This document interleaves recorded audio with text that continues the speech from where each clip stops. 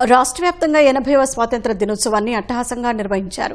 ప్రజాప్రతినిధులు, అధికారులు త్రివర్ణ పతాకాన్ని ఆవిష్కరించారు. నెల్లూరు పోలీస్ పరేడ్ మైదానంలో స్వాతంత్ర్య వేడుకలను ఘనంగా నిర్వహించారు. మంత్రి నారాయణ మువ్వన్నెల జెండాను ఎగరవేశారు. అనంతపురం పోలీస్ పరేడ్ గ్రౌండ్లో నిర్వహించిన స్వాతంత్ర్య వేడుకల్లో మంత్రి పయ్యావుల కేశవ్ పాల్గొన్నారు. రాష్ట్రాన్ని అన్ని విధాల అభివృద్ది బాటలో తీసుకెళ్లడమే కూటమి ప్రభుత్వ లక్ష్యమని మంత్రి చెప్పారు. నంద్యాల పీఎస్సీ ప్రభుత్వ డిగ్రీ కళాశాల మైదానంలో నిర్వహించిన వేడుకల్లో పాల్గొన్న మంత్రి ఎన్ఎండి ఫరూక్ జాతీయ పతాకాన్ని ఎగురవేశారు. పోలవరం జిల్లా రంపచోడవరం ప్రభుత్వ జూనియర్ కళాశాల మైదానంలో 15 ఆగస్టు వేడుకల్లో కలెక్టర్ జాతీయ జెండాను ఎగరవేశారు. అనకాపల్లి జిల్లా నర్సీపట్నంలోని పలు ప్రభుత్వ కార్యాలయాల్లో అధికారులు జాతీయ పతాకాలను ఆవిష్కరించి గౌరవవందనం స్వీకరించారు. పట్టణంలో స్కేటింగ్ క్రీడాకారులు, విద్యార్థులు నిర్వహించిన జెండా వందనాన్ని స్థానికులు ఆసక్తిగా తిలకించారు.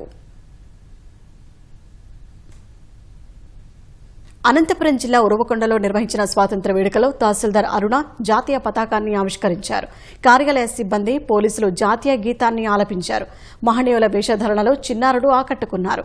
తాడిపత్రిలో మాజీ ఎమ్మెల్యే జేసీ ప్రభాకర్ రెడ్డి, ఎమ్మెల్యే జేసీ అస్మిత్ రెడ్డి ఆధ్వర్యంలో 115 అడుగుల ఎత్తైన భారీ జాతీయ జెండాను మాజీ ఎంపీ జేసీ దివాకర్ రెడ్డి ఆవిష్కరించారు. విద్యార్థులు ప్రదర్శించిన సాంస్కృతిక కార్యక్రమాలు ప్రత్యేకంగా నిలిచాయి.